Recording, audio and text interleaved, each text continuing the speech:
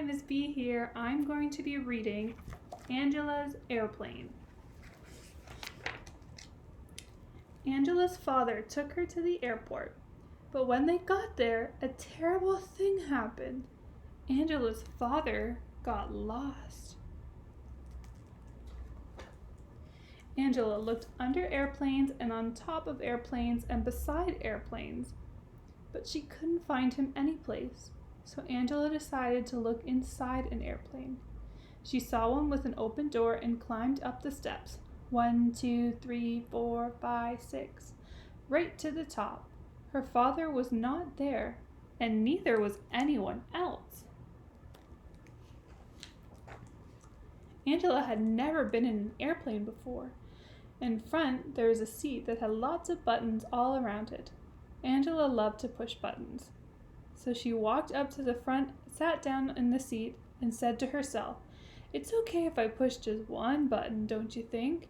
It's okay if I push just one button. Oh, yes, it's okay. Yes, yes, yes, yes." Then she slowly pressed a bright red button. Right away, the door closed.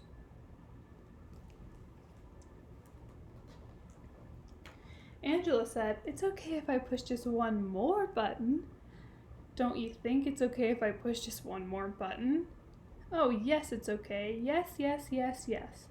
Slowly, she pushed the yellow button. Right away, the lights came on. Angela said, "It's okay if I push just one more button. Don't you think it's okay if I push just one more button? Oh, yes, it's okay. Yes, yes, yes, yes." She pushed the green button. Right away, the motor came on. Vroom, vroom, vroom, vroom. Angela said, "Yikes," and pushed all the buttons at once. The airplane took off and went right up into the air. When Angela looked out the window, she saw that she was very high in the sky. She didn't know how to get down. The only thing to do was to push one more button. So she slowly pushed the black button. It was the radio button. A voice came on the radio and said, "Bring back that airplane, you thief, you." Angela said, "My name is Angela. I am 5 years old and I don't know how to fly airplanes." "Oh dear," said the voice.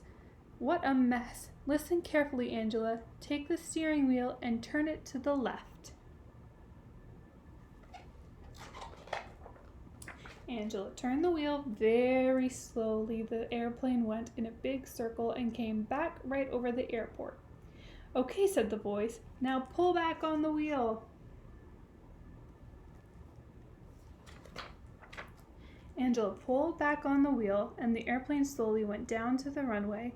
It hit once and bounced. It hit again and bounced. Then one wing scraped the ground. Right away, the whole plane smashed and broke into little pieces. Angela was left sitting on the ground, and she didn't even have a scratch.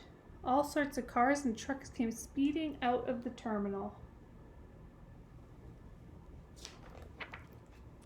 There were police cars, ambulances, fire trucks, and buses, and all sorts of people came running, but in front of everybody was Angela's father.